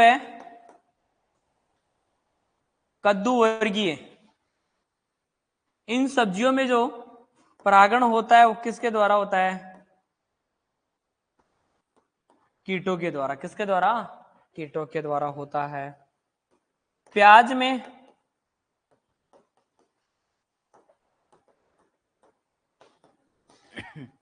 किसके द्वारा होता है? मधुमक्खी के द्वारा। 80% जो पॉलिनेशन होता है कीटों के द्वारा, वो किसके द्वारा होता है? मधुमक्खी के द्वारा होता है। वो किसके द्वारा होता है? वो मधुमक्खी के द्वारा होता है। इतनी बात आई है समझ में? ओके। नहीं, अब कहानी आगे की सुनो। अभी अपन ने बात करते केले की बात करते हैं। किसकी बात करते हैं? केले की बात करते हैं। अपन जो केला खाते हैं उसमें बीज आते हैं क्या? नहीं आते हैं। क्या उनमें परागण होता है क्या? नहीं होता है। ठीक है ना। हाँ वही तो बात समझा रहा हूं मैं आपको। अपन जो केला खाते हैं वो केला उसमें परागण की क्रिया होती है क्या? नहीं होती है उसमें। वो उसमें क्या पाई जाता है? अनिषेक फलन पाया जाता है, वेजिटेटिव पार्थेनोकार्पी पाई जाती है केले में। बिना निषेचन के फल का बनना क्या होता है? बिना निषेचन के फल का बनना अनिषेक फलन कहलाता है और वो अलग अलग प्रकार की होती है। लेकिन केले की जो जंगली प्रजातियां होती है, कौन सी प्रजातियां? जंगली प्रजातियां होती है, उनमें क्या होता है? परपरागण की क्रिया होती है। किसकी क्रिया होती है? परपरागण। और परपरागण कौन सा होता है? ऑर्निथोफिली। और ऑर्निथोफिली किसके द्वारा? हमिंग बर्ड के द्वारा। आ गई ये बात समझ? ठीक है। हाँ हाँ ठीक है ना। तो आम में किसके द्वारा? घरेलू मक्खी के द्वारा। केले में किसके द्वारा? हमिंग बर्ड के द्वारा। अंजीर में वास्प द्वारा। बैंगन में बम्बल बी। ठीक है, कीट है ये। अपने तो फल सब्जी में तो है ही नहीं मुख्य नहीं। ठीक है। हाँ क्या? चलो लिख लो एक बार। ये कहां तक लिख लिए थे? यहां से। पहले तो ये बताओ समझ में आया नहीं आया? एक बार दौरान देख लो फिर आप नोट कर लो। पॉलिनेशन किसे कहते हैं? लिखा हुआ समझ कि नहीं? ओनली होता क्या है पॉलिनेशन समझने पर? नर पुष्प से परागकणों का क्या होना? स्थानांतरण होना। किस पर? मादा पुष्प की पर। हो सकता है वो उसी पौधे में हो सकता है वो एक ही पुष्प में हो सकता है एक पौधे से दूसरे पौधे पर। लेकिन जो ये स्थानांतरण की क्रिया होती है वो क्या कहलाती है? परागण कहलाती है। कितने प्रकार का? मुख्यतः दो प्रकार का। आगे एक और पढ़ेंगे, ऑप्टिन क्रॉस पॉलिनेशन। पहला कौन सा? सेल्फ पॉलिनेशन, स्वपरागण होता है। स्वपरागण किसमें? एक ही पुष्प में नपराग कणों का मादा पुष्प के वर्ती काग्र पर क्या होना? स्थानांतरण होना क्या कहलाता है? सेल्फ पॉलिनेशन कहलाता है। सेल्फ पॉलिनेशन कौन कौन सी स्थिति में बढ़ावा मिलता है इसका? होमोगेमी, चैस्मोगेमी और क्लिस्टियोगेमी में। सब्जियों के उदाहरण बहुत बार पूछे जाते हैं, टमाटर, मटर, मेथी और अभी तो पढ़ा था अपन ने होमोगेमी, नर और मादा भाग का एक ही समय में परिपक्व होना। चैस्मोगेमी क्या है? परागण के बाद में पुष्प खुल जाते हैं। अब परागण से पहले नहीं खुल रहे तो पर परागण होगा या स्वपरागण? स्वपरागण होगा, दरवाजा ही बंद है, कोई एंट्री नहीं है किसी दूसरे की। और ये कौन सा है? क्लिस्टियोगेमी। ये तो क्या होता है? परागण के बाद में भी बंद ही रहता है। ठीक है। किसमें? इसमें एक ही पुष्प में पाए जा रहे हैं दोनों। ठीक है ना, एक ही पुष्प में पाए जा रहे हैं। अपन ने पढ़ा ना एक ही पुष्प में। गिटेनोगेमी क्या होता है? एक ही पौधे पर अलग अलग पुष्पों के मध्य क्या होना? परागण होना। क्रियात्मक रूप से वो कौन सा होता है? पर परागण ही बोलते हैं इसे। क्रॉस पॉलिनेशन क्या होगा? पराग कणों का एक पौधे से दूसरे पौधे पर, लेकिन उसी की जाति का होना चाहिए। ऐसा नहीं भाई आम का कोई परागण है और वो भाई केले के या खजूर के केले पे जाकर परागित हो जाएगा क्या? नहीं होगा वो। क्रॉस पॉलिनेशन अलग अलग माध्यम जो वाहक है, एंटोमोफिली, हाइड्रोफिली, ऑर्निथोफिली, एंटोमोफिली और क्रिप्टोफिली और साइकोफिली। ये इंपॉर्टेंट है। इसके बाद में देखो कंडीशन बताओ मेरे को, पर परागण होने की स्थिति है ना, ये टॉपिक कंप्लीट हो जाए। पर परागण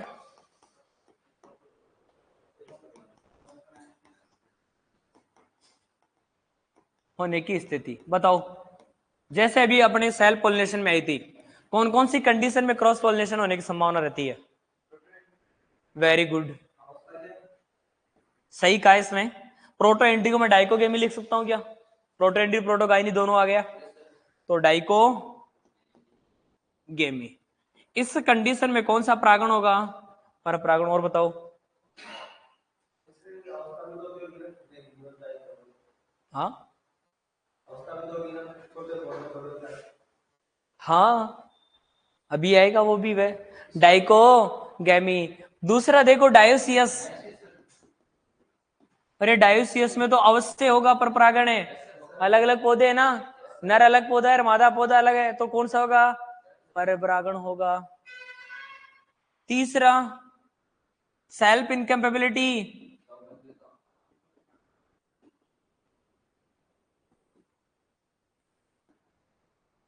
क्या है? सेल्फ इनकम्पेबिलिटी, सौबंध्यता या स्टेरिलिटी अपन कह सकते हैं। तो एक और लिख देता हूं मैं, सेल्फ स्टेरिलिटी।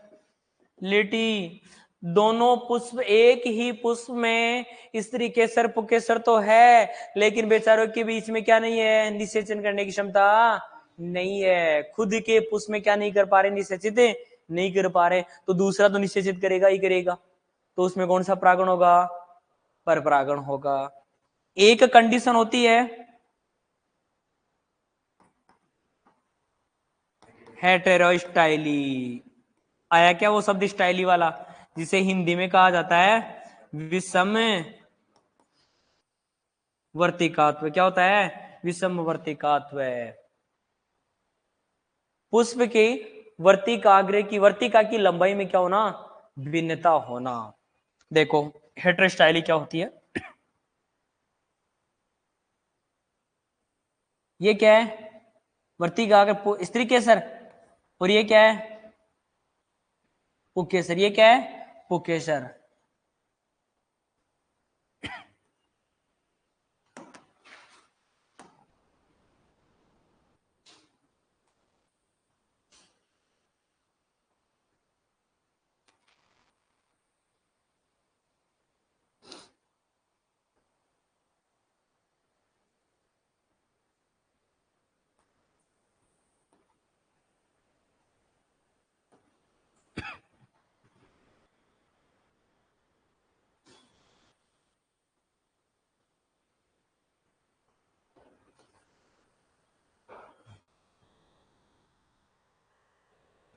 कुछ अंतर दिख रहा है क्या आपको? क्या क्या अंतर है? इसकी जो वर्तिका है स्टाइली, ये क्या है इसमें? लंबी। इसमें कह सकता हूं मैं मध्यम। इसमें क्या है? छोटी। और इसमें तो देखो बिल्कुल दिखाई नहीं दे रहा, लुप्त हो गई वर्तिका स्टाइली। तो मैं इसे क्या कह सकता हूं? आभासी। कैसी है? नाम क्या लिखा मैंने? विषम वर्तिकात्व है। तो पुकेसर, और देखो ये तो पुकेसर है ना, ये पुकेसर, और ये क्या है? स्त्री केसर। दोनों की लंबाई में क्या होना? भिन्नता होना। देखो यहाँ ये छोटी है, ये बड़ी है। यहाँ ये जो मध्यम आकार की, ये बड़ी है। ये इसमें स्त्री जो पुकेसर है, ये क्या है? बड़ा है। और वर्तिका क्या है? छोटी है कि नहीं? ये पुष्प में। और ये जो भाग है, ये अपना कौन सा है? अंडाशय। ये वाला भाग कौन सा है? अंडाशय। तो बताओ स्त्री केसर और पुकेसर की लंबाई में भिन्नता है या नहीं है? है। तो पर परागण और सौ परागण है, इसमें पर परागण होने की संभावना बढ़ेगी। सेल्फ पॉलिनेशन नहीं होगा। जैसे यहाँ है, इसमें पर परागण होगा क्या? सॉरी, सौ परागण होगा क्या? नहीं होगा, क्योंकि इनकी लंबाई में क्या है? भिन्नता है। यहाँ क्या है? लंबाई में भिन्नता। यहाँ बड़ी रह गई तो भिन्नता होगी। जो पराग कण है, यहाँ से कहाँ पहुंच पाएंगे क्या? ऐसा होता है। लेकिन ये इसका एग्जाम्पल क्या है?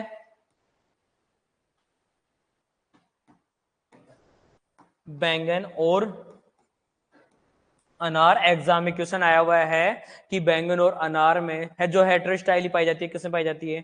बैंगन और अनार में पाई जाती है। और बैंगन में सबसे ज्यादा फलन होता है वो कौन सी स्टाइली में होता है? लंबी स्टाइली में। कौन सी में होता है? लंबी वर्तिकाग्र जो पुष्प होते हैं उनमें सबसे ज्यादा फलन होता है। फिर उसके बाद में किसमें होता है? मध्य में। और जिन पुष्पों में छोटी वर्तिका पाई जाती है, आभासी पाई जाती है, उनमें फलन ही नहीं होता है। तो बैंगन में जो फलन होता है वो कौन कौन से पुष्पों में होता है? लंबी वर्तिका वाली और मध्यम वर्तिका वाली। सबसे ज्यादा कौन सी वर्तिका वाली में होता है? लंबी में होता है। तो आप कह सकते हो डाइकोगेमी, डायसियस, सेल्फ इनकैपेबिलिटी और हेटेरोस्टाइली की कंडीशन में कौन सा परागण होता है? पर परागण होता है। कौन सा परागण होता है? आ गई ना बात समझे? ठीक है। अब लिखो,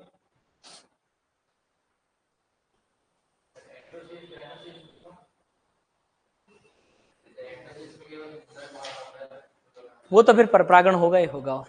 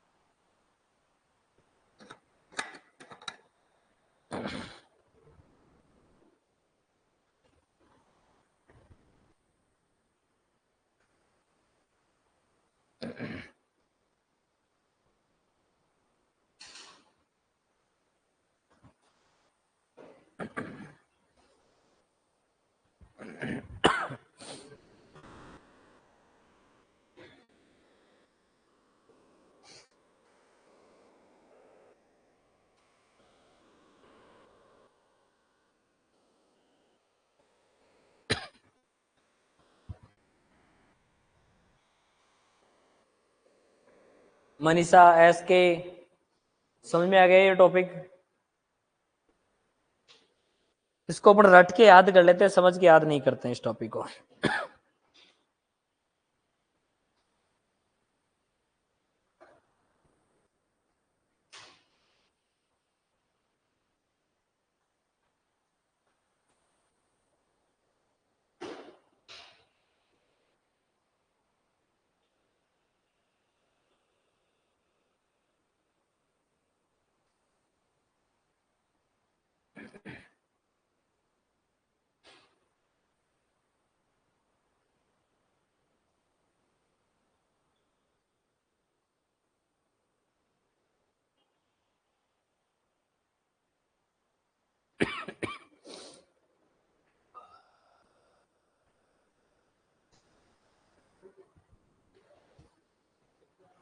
लिख लिए?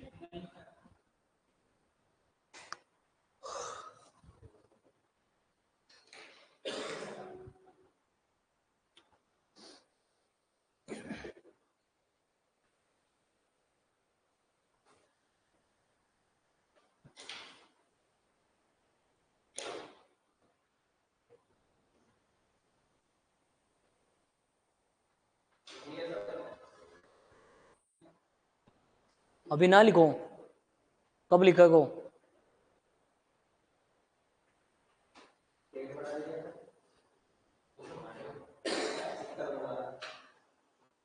ये डायग्राम भी बना रहा है कि हाँ भाई पुष्प का मैं डायग्राम भी बना।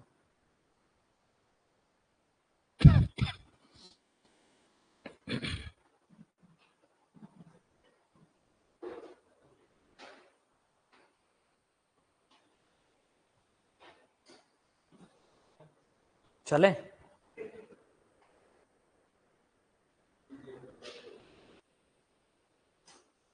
डीजे मत बजा।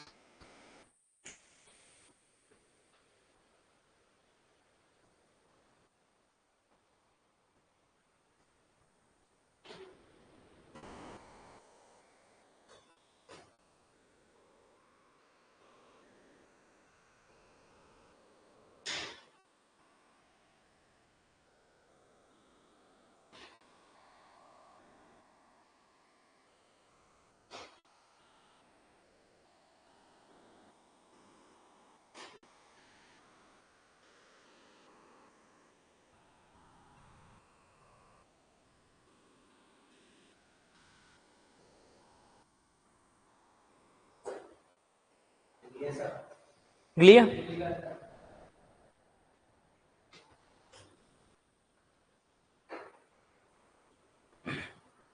बहुत देरी लिख रहा है रे।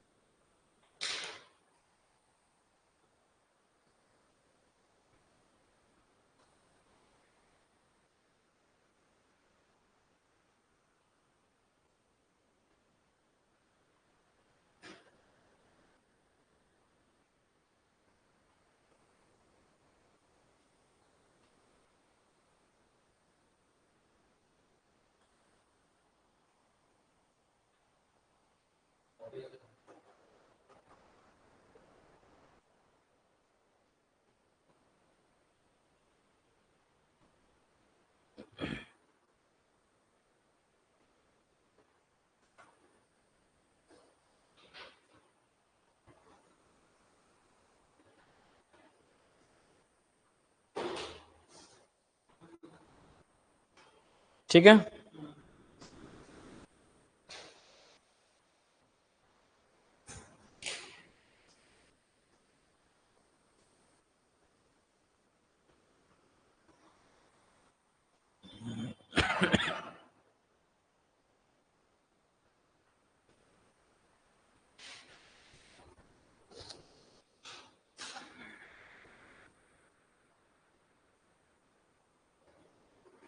पड़ता बहुत जोर आओ टावरन।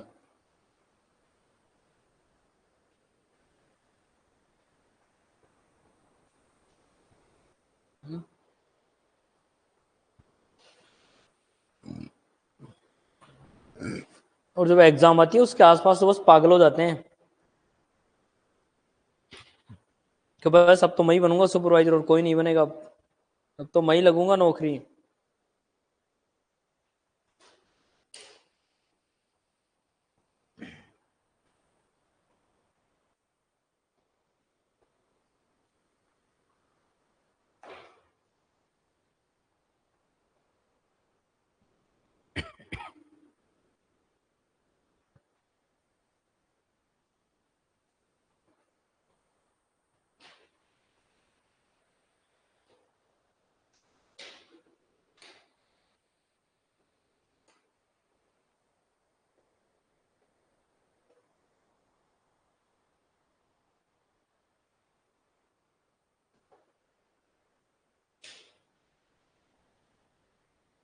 ऑनलाइन वाले लिख रहे हैं साथ के साथ।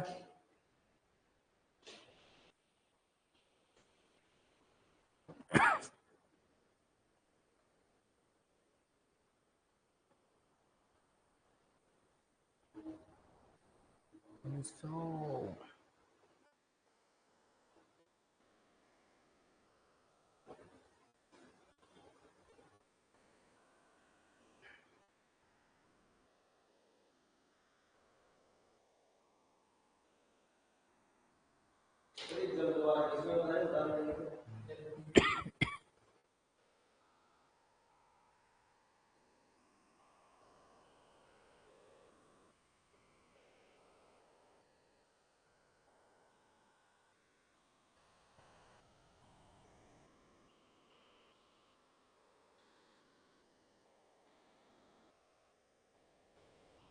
थोड़ा फास्ट लिख लो, क्या टाइम हो गया?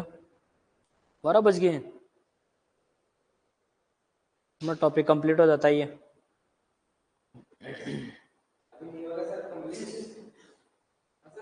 नहीं।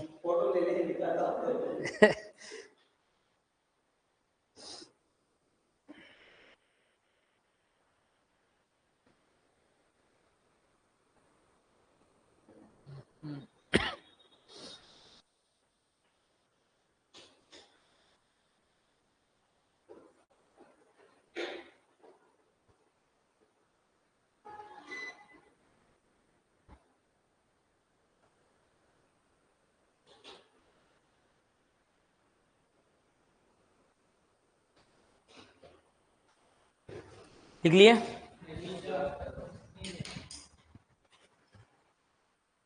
8वें पेज में एक पेज और लिख दूंगे, ओनली लास्ट का बच्चा अपना ऑप्ट एंड क्रॉस पॉलिनेशन। अरे टॉपिक कंप्लीट हो जाएगा। 2 लाइन है, ऑप्ट एंड क्रॉस पॉलिनेशन। तीसरा है ऑप्ट एंड क्रॉस पॉलिनेशन।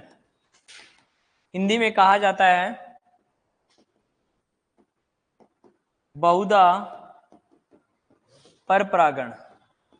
इस कंडीशन में कुछ नहीं याद रखना, आपको इतना सा याद रखना है, लगभग अपन बात करें 25 से 30% तक तो कौन सा परागण होता है? परपरागण। कितना परसेंट? 25 से 30% परपरागण होता है, बाकी का कौन सा होता है? सेल्फ पॉलिनेशन होता है उस पौधे में, तो उसे क्या कहा जाता है? ऑप्ट एंड क्रॉस पॉलिनेशन कहा जाता है। उदाहरण कौन कौन से हैं?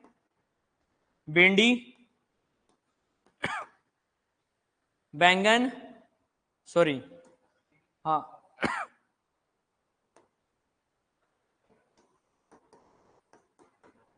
बैंगन और मिर्च। इंपॉर्टेंट है ये तीनों, भिंडी में, बैंगन में और मिर्च में। इसके अलावा बात करूं तो ट्रिटिकेल, ट्रिटिकेल में कौन सा होता है? ऑप्ट एंड क्रॉस पॉलिनेशन होता है। कौन सा होता है? ऑप्ट एंड क्रॉस पॉलिनेशन होता है। बस इतना सा गौर था ये लास्ट वाला, और अपना ये क्या होता है? चैप्टर कंप्लीट होता है। ठीक है ना? ऑप्ट वापस सुन लेना, ऑप्ट एंड क्रॉस पॉलिनेशन किसे कहते हैं? वह परपरागण जिसमें लगभग 25 से 30%, 20%, 15% तो क्या होता है?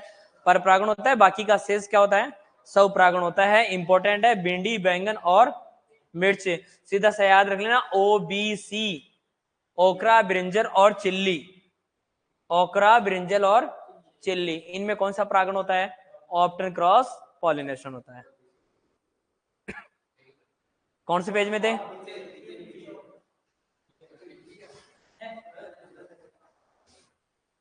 लिख लो, ले।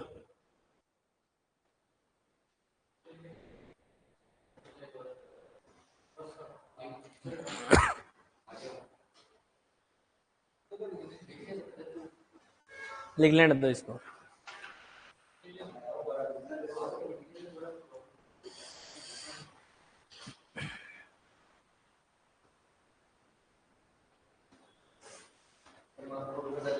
हाँ हाँ, लो ये लो, खींच लो।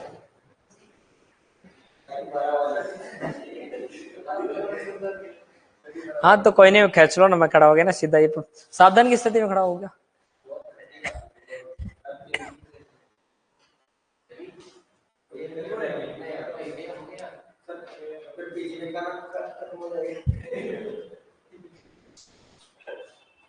पीजी में रहते हो?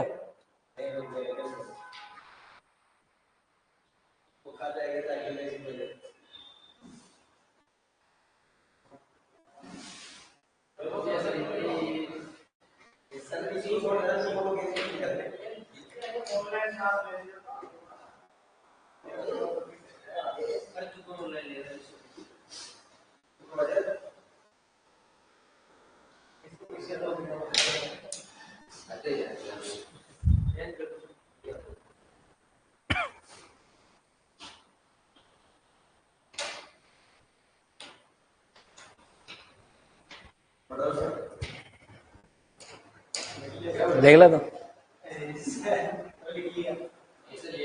लिख लो साथ के साथ। हाँ।